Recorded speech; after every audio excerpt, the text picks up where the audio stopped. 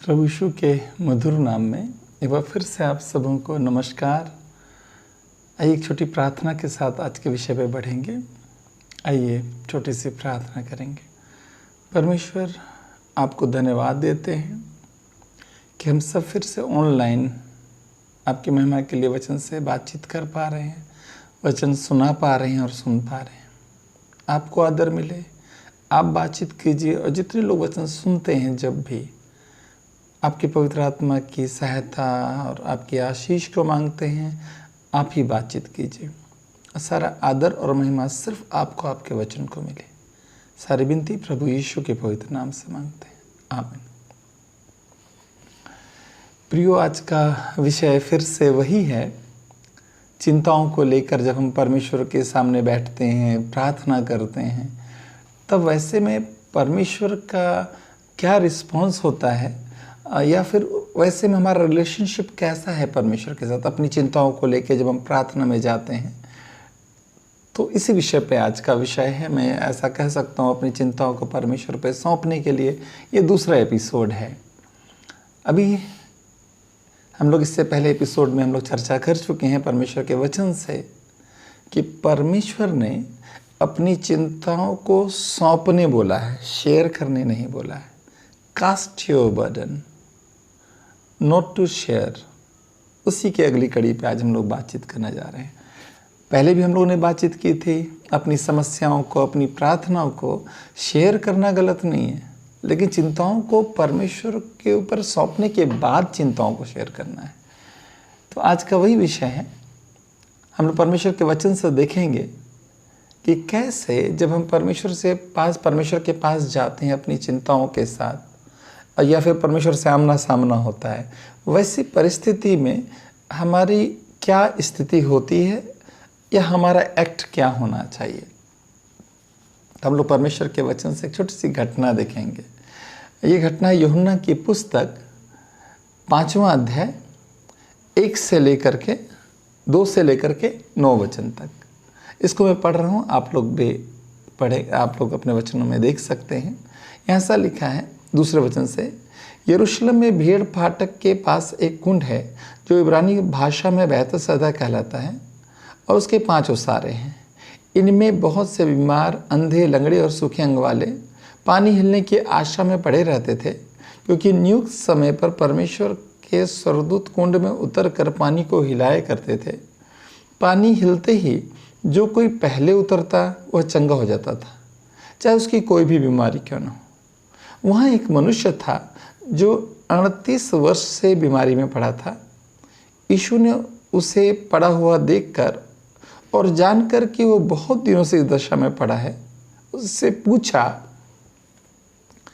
क्या तू चंगा होना चाहता है? प्लीज़ इस विषय को नोट कीजिएगा, इस पॉइंट को। प्रभु यीशु का पहला वर्ड है, पहला प्रश्न है या पहली आवाज़ है उस व्यक्ति के लिए कि क्या तू चंगा होना चाहता है। तो यहाँ देखते हैं प्रभु यीशु ने पहली बार जो बातचीत की, पहली बार जो आवाज़ दी, जो पहली बार उसका वर्ड जो था, उसके रिस्पॉन्स में, उस प्रश्न के उत्तर में वो क्या जवाब देता है। तो आगे पढ़ते हैं। जब प्रभु यीशु ने उससे पूछा कि क्या तू चंगा होना चाहता है, उस बीमार ने उसको उत्तर दिया कि हे प्रभु, मेरे पास कोई नहीं कि जब पानी हिलाया जाए तो मुझे कुंड में उतारे, परंतु मेरे पहुंचने से पहले दूसरा पहले उतर पड़ता है।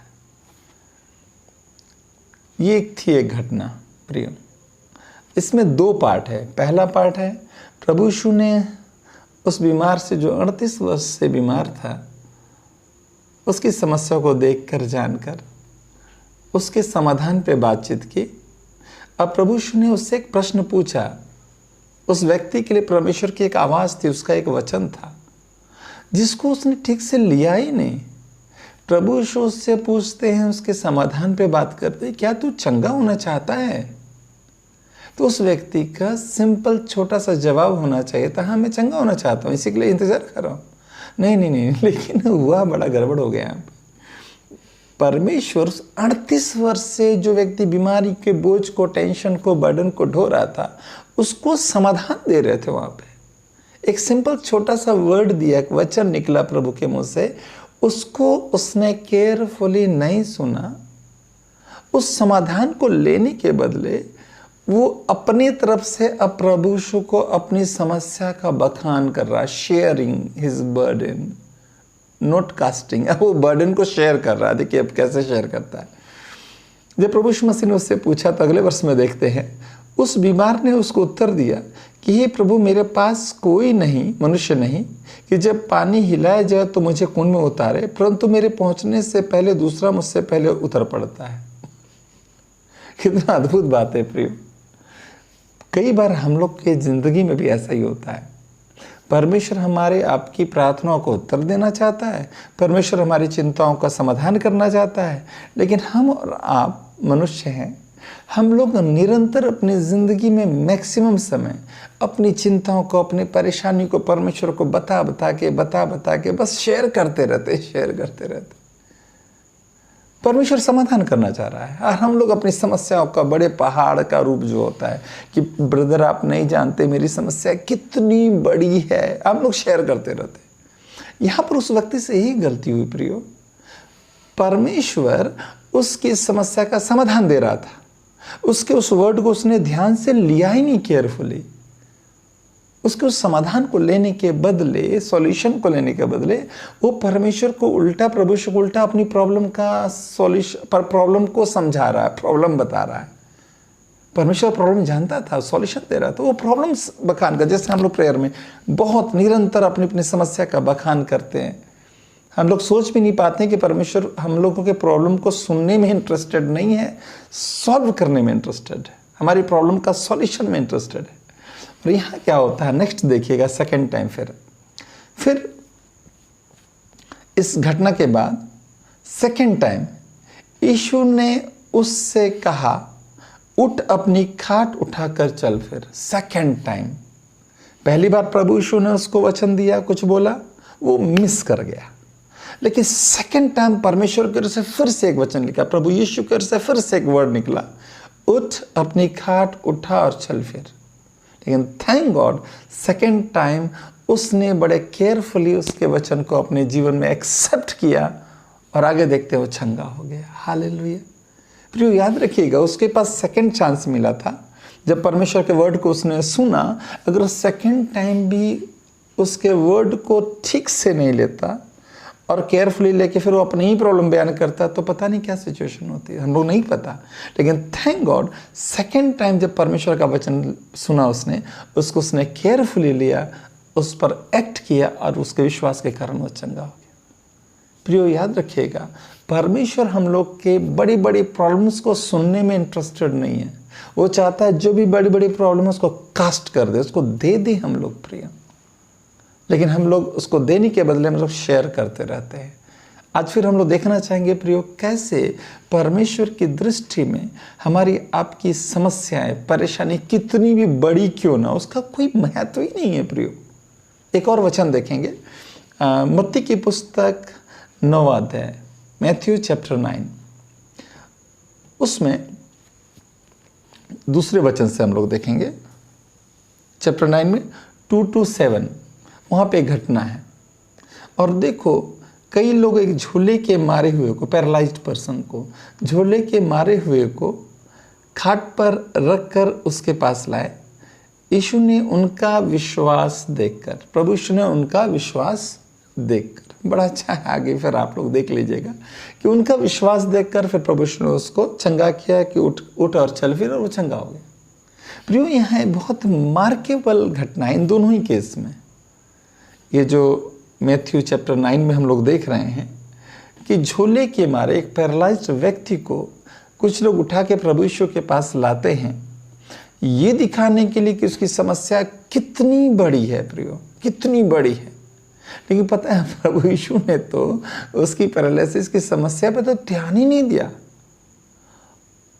उसकी इतनी बड़ी, जैसे जनरली प्रियो हम लोग क्या करते हैं, जब परमेश्वर के पास आते हैं या उसके दासों के पास प्रेयर के लिए हम लोग आते हैं प्रियो, तो हम लोग अपनी समस्याओं को बताते हैं कि बहुत बड़ी समस्या ब्रदर, पास्टर जी आप नहीं जानते, बहुत बड़ी समस्या है, पहाड़ जैसे समस्या है।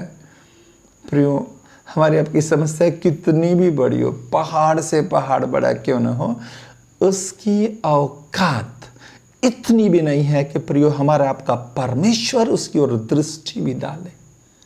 एक झोले का मारा हुआ, एक पैरालाइज्ड व्यक्ति से बड़ी समस्या और क्या हो सकती है प्रियो। एक पैरालिसिस में पड़ा हुआ व्यक्ति समझ सकता है प्रियो, आप समझ सकते हैं उसकी ज़िंदगी उसके लिए खुद एक बोझ होती है। पहाड़ जैसा एक एक पल होता है उसकी ज़िंदगी का, एक एक पल पहाड़ जैसा होता है प्रियो। वह सिचुएशन होती है एक पैरालिसिस में पड़े हुए व्यक्ति का। और उस व्यक्ति की समस्या आप सोच सकते हैं जब बताई जा रही होगी, प्रभु यीशु के सामने, हमारे आपके जीवित परमेश्वर के सामने उस पहाड़ जैसी समस्या की भी इतनी भी औकात नहीं थी कि प्रभु यीशु उसके ओर एक दृष्टि भी डाले प्रियो। उसके ऊपर, उस बीमारी के ऊपर दृष्टि डालने के बदले परमेश्वर ने, प्रभु यीशु ने उनके एक छोटे से विश्वास को देखा और उसको चंगा कर दिया। प्रियो फिर से मैं आपको बताना चाहता हूँ प्रियो, वो व्यक्ति जो बैतसैदा कुंड में था, जब प्रभु यीशु उसको चंगाई दे रहा था, वो अपनी पहाड़ जैसी समस्या को दिखा रहा था। सेकंड केस में भी वही होता है। वो पैरालिसिस व्यक्ति है, झोले का मारा व्यक्ति है, बहुत बड़ी पहाड़ जैसी समस्या है, लेकिन प्रभु ने तो उस बीमारी की ओर, उस समस्या को देखा भी नहीं प्रियो, लेकिन लिखा उसका विश्वास देख के प्रियो। हमारी आपकी समस्या कितनी भी बड़ी क्यों ना हो, बिल्कुल इम्पॉसिबल भी क्यों नहीं लगती हो, आपकी प्रेयर रिक्वेस्ट में जो समस्याएं हैं प्रियो, आपकी चिंताएं हैं, आपका जो बर्डन है वो लाखों पहाड़ों जैसा बड़ा क्यों नहीं हो, लेकिन प्रियो उसकी औकात इतनी भी नहीं है कि हमारा जीवित परमेश्वर एक सेकंड के लिए उसके ऊपर दृष्टि भी डाले। प्रियो परमेश्वर हमारे आपके पहाड़ जैसे समस्याओं के, बर्डन के एक्सप्लेनेशन में इंटरेस्टेड बिल्कुल नहीं है। अगर वो दृष्टि डालता भी है तो आपके विश्वास की ओर डालता है प्रियो, एक राई के दाने के बराबर विश्वास। वो आपसे प्यार करता है, वो मुझसे प्यार करता है प्रियो। मैं फिर से दोहराना चाहूँगा आज के इस वचन से जो परमेश्वर मुझे हमेशा प्रेरणा देता है प्रियो। मैं फिर से रिपीट करना चाहूँगा प्रियो, मैं आप लोगों को या किसी को कुछ सिखाने के लिए नहीं यहाँ पे आया हूँ। आप मेरे से बहुत लोग मुझसे बहुत ज़्यादा जानते हैं प्रियो।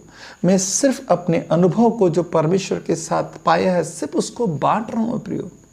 और दावे से इसलिए बोल पाता हूँ क्योंकि मैंने उसको जिया है, मैं उसको देख रहा हूँ प्रियो। हमारी और आपकी समस्याएं जो प्रेयर के रूप में लेके परमेश्वर के सामने जाते हैं प्रियो, कितनी भी बड़ी क्यों ना हो, एकदम इम्पॉसिबल जैसा क्यों ना हो प्रियो, उनकी औकात इतनी भी नहीं है प्रियो कि आपका जीवित परमेश्वर उसके ऊपर दृष्टि भी डाले। परमेश्वर तो सिर्फ आपके विश्वास को देखना चाहता है, वो सिर्फ आपके विश्वास की एक छोटी सी प्रार्थना आप जो उसको दे देंगे, अपनी चिंताओं को उसको देखना चाहता है। लेकिन प्रियो फिर से मैं दोहराना चाहूँगा एक चेतावनी के रूप में प्रियो, कि परमेश्वर इस बात में इंटरेस्टेड है कि हमारी आपकी चिंताएं, समस्याएं कितनी भी बड़ी क्यों न हो, उसको कास्ट आउट, उसको परमेश्वर पे डाल दीजिए। Cast your burden unto Jesus. Share करने की बात नहीं हो रही है, उसको दे देना है परमेश्वर को। वो बहुत सहजता से बिल्कुल किसी भी चिंताओं को समाधान करने में सक्षम है प्रियो। मैंने पहले भी इस बात को शेयर किया था प्रियो, कि हम अपनी चिंताओं को जब दूसरों को शेयर करते हैं, वो आगे शेयर करेंगे, वो आगे शेयर करेंगे, और सब लोग मिलकर परमेश्वर को शेयर करेंगे। लेकिन कोई भी हमारी आपकी चिंताओं को परमेश्वर को दे नहीं पाएगा, क्योंकि उनके पास सिर्फ एक इन्फॉर्मेशन जा रही है। लेकिन चिंताएं जो हमारी हैं, चिंताएं जो आपकी हैं प्रियो, सिर्फ हम आप ही दे सकते हैं। शेयर करना गलत नहीं, खूब शेयर कीजिए, लेकिन चिंताओं को परमेश्वर को देने के बाद याद रखिएगा प्रियो, हमारी आपकी चिंताएं कितनी भी बड़ी क्यों ना हो, उसकी औकात इतनी सी भी नहीं है कि हमारा आपका जीवित परमेश्वर जरा नज़र भी डाले प्रियो। बड़ी सहजता से वो समाधान कर देता है। लेकिन से वो एक बात चाहता है कि जब उसकी आवाज़ हम सुनते हैं, सावधानी से सुने वो हमसे क्या बात कर रहा है, नहीं तो हम मिस कर जाएंगे। बैतसैदा कुंड में पहली बार वो बीमार व्यक्ति मिस कर गया। परमेश्वर पूछ रहा है, प्रभु यीशु पूछे, क्या तू चंगा होना चाहता है? कितना सिंपल जवाब देना था, यस लॉर्ड मैं चंगा होना चाहता हूँ। नहीं, वो मिस कर गया, ध्यान से नहीं लिया उसने इस बात को। Second time, thank God, second time उसने मिस नहीं किया और वो चंगा हो गया। प्रियो, परमेश्वर की आवाज़ जब हमारे आपके तक पहुँचती है, प्लीज़ टेक इट सीरियस। पिछले एपिसोड में भी हमने बात किया था प्रियो, कि जब हम आप परमेश्वर से बातचीत करते हैं, जब हम प्रार्थना करते हैं, टेक इट सीरियस। वो लेटर बॉक्स नहीं है डाल के हम लोग चले गए और 1 महीने बाद उसका जवाब आएगा या 2 दिन बाद आएगा। जिस वक्त प्रियो हम अपनी चिंताओं को, बर्डन को, चिंताओं को लेकर परमेश्वर के पास जाते हैं, उससे बातचीत करते हैं, उसको सच में सौंपते हैं, तो इससे पहले कि हमारे हृदय और विचारों से प्रार्थना शब्द का रूप ले, हमारा परमेश्वर उसको ले लेता है, सुन लेता है। इसलिए हर हालत में अपनी चिंताओं को, अपने बर्डन को परमेश्वर पे डाल दीजिए। उसकी इतनी औकात नहीं है कि बार बार शेयर करते रहे, समझाते रहे, इसकी नहीं ज़रूरत है प्रियो। उसकी कोई औकात नहीं, हमारे लिए पहाड़ जैसा लिखता है। एक राई के दाने का विश्वास परमेश्वर पे रखिए, हमको आपको रखना होगा। और just simply cast out your burden, cast all of your burden, अपनी चिंताओं को परमेश्वर पे डालना है प्रियो।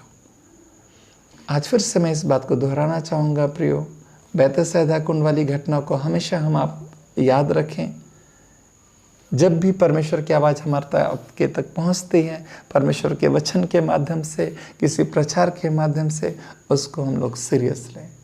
इसका सबसे अच्छा उपाय है कि जब हम आप रोज़ परमेश्वर के वचन से संगति करेंगे, खूब वचन से संगति करेंगे, तो हम लोग सावधानी से समझ पाएंगे आसानी से कि परमेश्वर की इच्छा हमारे आपके जीवन में क्या है, वो क्या बातचीत करना चाहता है, उसके अकॉर्डिंगली हम लोग कदम उठाने में सक्षम होंगे। दूसरी बात, वो विश्वास को तलाशता है। तो इसमें एक बहुत बड़ी समस्या है कि वो राई के दाने के बराबर विश्वास आएगा कैसे। बड़ा साफ लिखा है परमेश्वर के वचन में, रोमी की पत्री 10वां अध्याय 17 वचन में, विश्वास सुनने से और सुनना मसीह के वचन से ही होता है। इसलिए प्रियो, यदि हमारा आप खूब परमेश्वर के वचन से संगति करेंगे, पर्सनली अकेले बैठ करके खूब परमेश्वर के वचन के साथ समय बिताएंगे, तो परमेश्वर के वचन के संगति करने के कारण परमेश्वर पे एक अटूट विश्वास पैदा हो जाएगा हमारे आपकी ज़िंदगी में। बाइबल ऐसा ही बताती है। और तब जब हम परमेश्वर की आवाज़ सुनेंगे प्रार्थना के समय में, या हम जब उससे कम्युनिकेशन में हम लोग बैठते हैं, बातचीत करते हैं, तो निश्चय बड़ी आसानी से हम समझ पाएंगे कि परमेश्वर हमसे क्या बात कर रहा है, वचन के अनुसार हमें क्या करना चाहिए। और तो बैतसैदा कुंड की स्थिति में उस बीमार व्यक्ति की तरह हमें मिस नहीं करना पड़ेगा। पहली बार ही जब परमेश्वर हमसे आपसे बात करता है, हम लोग सही कदम उठा पाएंगे। इसलिए इसके लिए बहुत ज़रूरी है कि हम आप परमेश्वर के वचन से खूब संगति करें, ताकि एक अटूट विश्वास की उत्पत्ति हो जाए हमारे आपके अंदर। और तब हम परमेश्वर पे बहुत, मैं इस तरह से कहना चाहूँगा कि बहुत सीरियस ले पाएँ कि परमेश्वर क्या बातचीत कर रहा है, ताकि हम उसके अनुसार कदम उठा सकें। प्रियो, फिर से मैं इसी बात के साथ क्लोज करना चाहूँगा कि प्रियो, इस बात को जीवन भर हमेशा याद करें और दूसरों को भी बताएं